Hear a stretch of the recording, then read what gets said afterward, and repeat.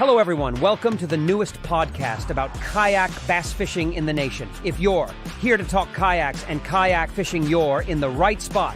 Your host, John Suits, brings you into the exciting world of Greenfish Nation and all it has to offer.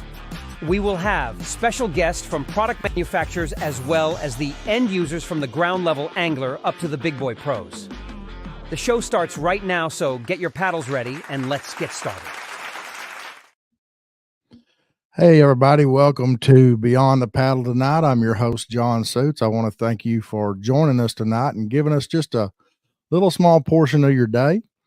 If you guys are tuning in on Facebook or Twitter or Instagram or any of the other apps out there, YouTube, be sure and drop us a comment here in the comments section so that we know that you're with us.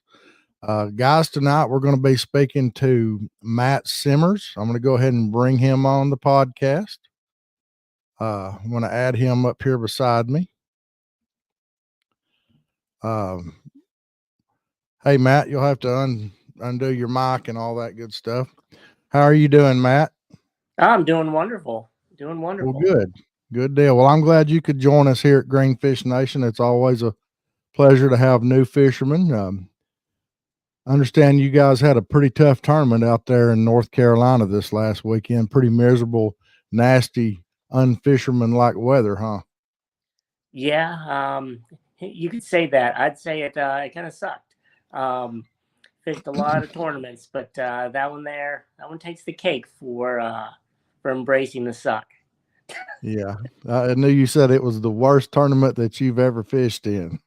It was. It was the coldest. It was, I think we hit a high of like 26 degrees with a wind chill at like 16 degrees. About every 3 or 4 casts, I'd have to hit my rod off the tip of the kayak just to bust the ice off of it so I could cast again. Well, it sounds almost like ice fishing, doesn't it? Yeah, only a little bit longer poles. Yeah, well, it seemed like the bite was pretty tough. Not only just the weather, only a couple fish were caught this weekend, and both of those just happened to be caught by you. I see you had a 13-inch one and a 14-inch one. Yeah, it was a struggle. Not gonna lie, I'd love to say that I had them dialed in, but I threw everything I had at them, at least everything I had on the kayak, and just so happened that they liked a couple of them. Find one or two to get that skunk out of the boat, especially if you're fishing in a tournament. So, so was this your first tournament of the year, or? This was my first tournament of the year. Best way that I've started a tournament year so far was a win. Hey, you can't beat that. Can't beat that. I mean, 75 degrees and sunny would have beat it, but I see. I'll take what I can get. Now you're up in Virginia, correct? No, I'm in North Carolina. Oh, you're in North Carolina? Okay. Charlotte. I seen something that said Virginia, but we have people that travel from different states to fish some of these trails. So I just kind of like to get to know everybody. You and I'll get to know each other as time goes on. I've gotten to know some of these guys on here. Never met them in person, seen them on Facebook Lives and things like that. But I feel like, that we're good friends and will always be. And it's nice to put a face with a name. So how long have you been kayak fishing? Well, I started getting, I've been fishing pretty much my whole entire life. And after I went to the Air Force after high school, met my wife, moved to DC, and just kind of fell in love with pond fishing again. And really the kicker to start me in fishing off of a kayak was we had a Cabela's that was opening up. And you could get a discount with being a veteran. So I figured I'd give it a shot and see what I thought of it. And that was going on 7 years now. Absolutely love it. Even though I sell a kayak every once in a while and get out of it, every time I see one, it makes me want to go fishing again. So I don't think they're going anywhere this time. Yeah, that's good. We hope not. We hope you stay with us. We're looking forward to seeing you on the leaderboards there in North Carolina, and also, I was going to say something to you about it. I know you're kind of new to the group, but the Southeast region, Mhm. those tournaments are month longs. They start on the first and they go through the end of the month. They start at midnight on the first and they go through midnight the last day of the month. And those are fish anywhere you want to fish, open waters at your convenience. Say if you get off work, you got a couple hours to go fish at, the local river or local lake or something, you can throw your boat in there and go fish. And we take the top 5 fish at the end of the month, and that's your score. You might check those out if you haven't already looked into that. That's kind of fish at your convenience. We tried to do something for everybody. We have the trail tournaments, we have the monthly regionals, and then occasionally we'll do these pop-up tournaments and these guys seem to really love this, Matt. It's an EIC tournament. It's kind of like, if you look on Tourney X, I think Dwayne has it labeled as MLX. So Okay. that's basically catch every inch you can catch, and every inch counts, no matter if it's 6 inches long or 26 inches long. That fish counts towards your tally for the month. But Man, I told you before, I love catching dinks. So uh, hey, a dink's better than a skunk, I'll tell you right it now. sure There's been many a days a 6-inch bass has saved my record of not catching something for the day. I hear that one. I've Yeah, got plenty of pictures with me smiling, holding them. exactly. So what kind of boat are you fishing out of? This one I fished out of a Hobie Pro Angler 12. I see. Okay. Do you Now, have a motor on it, or nope, are you no motor? all I see. me. I see. Do you have electronics? I do. Just I honestly just got the boat recently. I told you in the tournament, the directors the captain's meeting on Friday night that I was rigging it. I just happened to have a cheap little Garmin that was already rigged up on a Yak Attack mount, and just threw it on there so I could tell how deep the water was, if there was a little bit of structure. Um, but eventually I'll get around to putting my bigger graph on there. Yeah, I If see. I can, we'll see. Yeah, I hear you. So, what's your favorite way to fish for Uh, bass? not in the cold. Not in the cold is my favorite way to catch them. Um, that being said, I'd really love to say that I'm a power fisherman. I love throwing a crankbait until my arm wants to fall off. Uh, but I mean, yesterday or Saturday wasn't the day for it.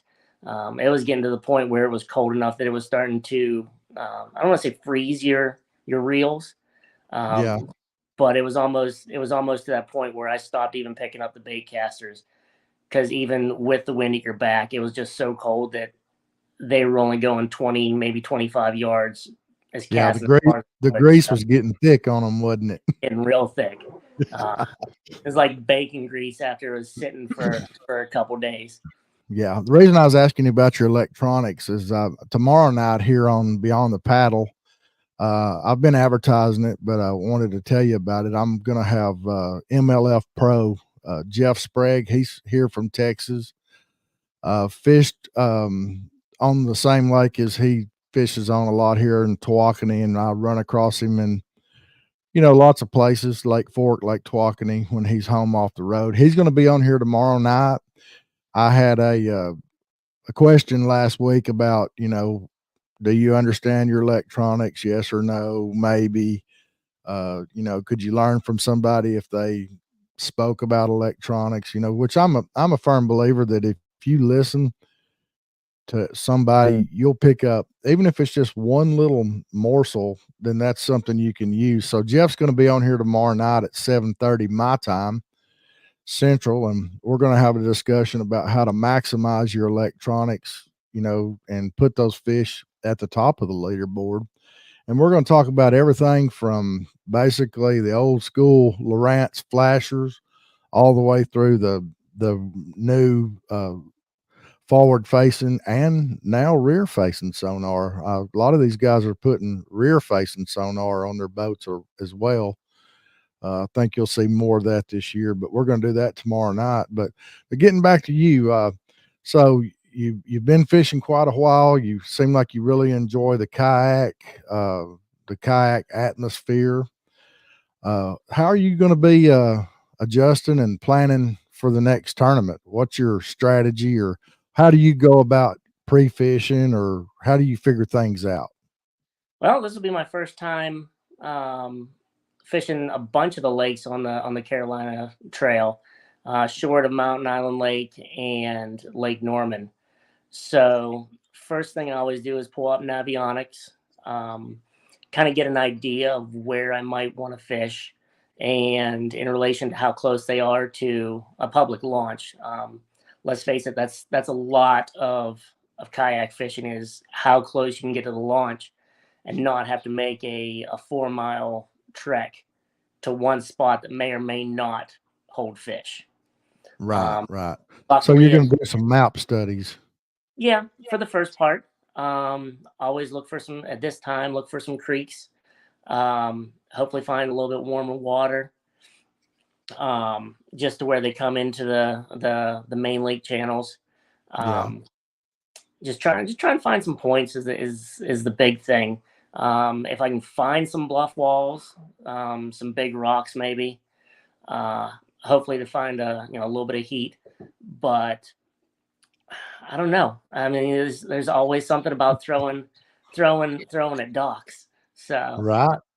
I can't hardly pass up a dock myself. I've got to skip a swim jig under there, or throw a Cinco or something up underneath there. I at least gotta make an effort. You just can't hardly drive by one.